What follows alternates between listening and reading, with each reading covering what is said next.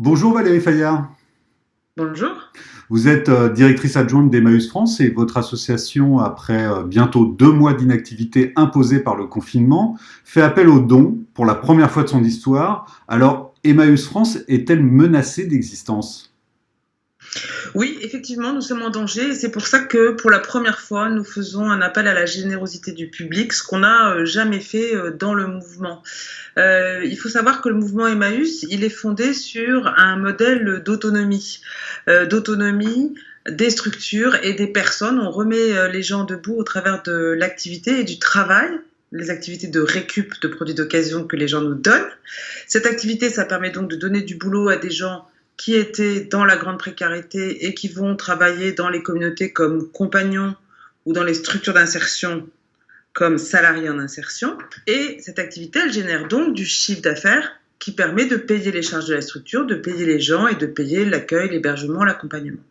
Donc c'est un modèle très vertueux, mais pour la première fois de notre vie, on est arrêté 2 mois, voire plus, puisque le déconfinement ne sera peut-être pas total le 11 mai, même sûrement pas.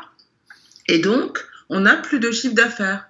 Donc, on n'a plus de ressources pour payer les charges des structures et payer notre projet social et payer les gens. Voilà.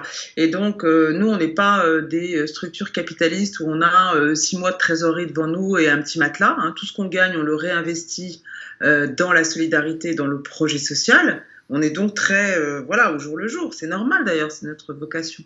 Donc, plus de chiffre d'affaires, plus de ressources et un danger pour les structures les plus fragiles du mouvement. Donc Emmaüs, pour répondre à votre question, globalement ne va pas disparaître du jour au lendemain.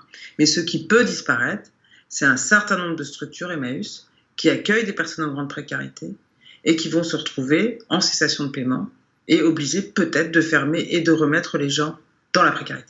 Alors, vous fédérez 287 structures en France, dont 119 communautés qui représentent le socle. Pouvez-vous nous expliquer leurs activités? Oui, alors les communautés Emmaüs, c'est effectivement le modèle originel et le plus original dans le champ de l'action sociale, c'est-à-dire que ce sont des lieux de vie et d'activité. Donc des personnes qui sont en grande difficulté, souvent des personnes à la rue, elles viennent taper à la porte des communautés et nous les accueillons de façon inconditionnelle, quel que soit leur statut, quel que soit leur âge, leurs conditions physiques, qu'ils aient des papiers, qu'ils aient pas de papiers, nous les accueillons si nous avons de la place.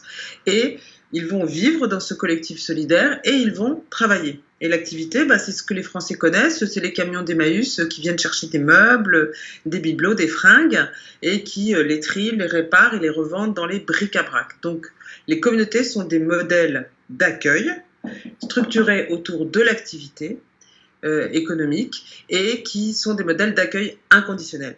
Et l'autre particularité, c'est que ces communautés fonctionnent sans subvention. Pourquoi? Parce qu'on veut être libre de notre projet d'accueil, de notre projet social. C'est très important pour Emmaüs. Et donc, on n'a pas de subvention et c'est l'activité économique, grâce aux dons de matériel des gens, qui nous permet de faire tourner ce modèle. Quelles sont aujourd'hui les communautés de compagnons et structures d'insertion les plus menacées? Alors, on a donc estimé qu'on avait un besoin de financement de 5 millions d'euros. Je dirais que c'est la fourchette basse. C'est la fourchette basse si on peut reprendre quand même une activité à partir de mi-mai, même progressive. On est en train d'évaluer, mais on pense qu'il y a une quarantaine de structures sur les 210 qui font de l'activité économique. Il y a une quarantaine de structures qui sont vraiment menacées dans leur survie par la fermeture. Donc 5 millions, c'est la somme qu'il faut pour que ces 40 structures puissent passer cette vague. Et c'est vraiment la somme dont on a besoin maintenant. L'appel, il est vraiment un appel d'urgence parce que nous, dès qu'on va pouvoir, on va remettre le modèle en route. Dès qu'on va pouvoir. Et on recommencera à faire travailler les gens, à avoir du chiffre d'affaires, etc. Là, c'est maintenant que ça se passe. Comme je vous le disais, nous n'avons pas de matelas d'avance. Et donc, c'est maintenant qu'on a besoin de passer cette vague épouvantable des 2 à 3 mois.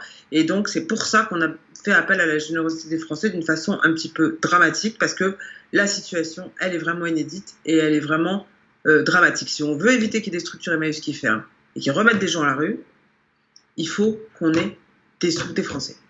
Alors, comment peut-on faire concrètement pour aider Emmaüs? Alors, c'est hyper simple. Vous allez sur le site d'Emmaüs France et là, vous avez un bouton je fais un don et c'est complètement automatique. Vous faites un don, vous choisissez le montant et vous recevrez un petit message de remerciement. Vous recevrez plus tard aussi un reçu fiscal, puisque vous savez que vous pouvez défiscaliser 60% du montant du don. C'est pas le motif essentiel des dons évidemment, mais ça compte. Voilà, donc c'est ultra simple. Et d'autre part, il y a un autre sujet aussi, c'est que les gens qui sont sensibles à notre cause et qui vont nous aider, ils peuvent nous aider en faisant un don. Bien sûr, c'est l'essentiel, mais ils peuvent aussi nous aider en relayant notre campagne, notamment via les réseaux sociaux. C'est important que toute cette chaîne de solidarité, elle s'amplifie. Et aujourd'hui, on a les réseaux sociaux qui peuvent servir à ça, donc le Facebook, LinkedIn, Instagram, tous les réseaux sociaux.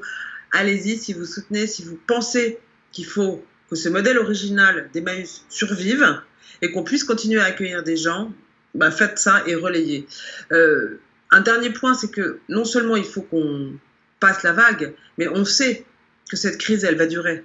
Et on sait qu'il va y avoir de plus en plus de gens sur le bas-côté.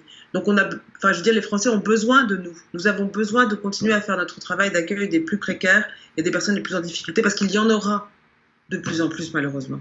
Et donc, il faut vraiment que les Français qui sont attachés, je crois, à ce modèle Emmaüs, nous donnent les moyens de continuer à notre mission d'accueil. C'est hyper important.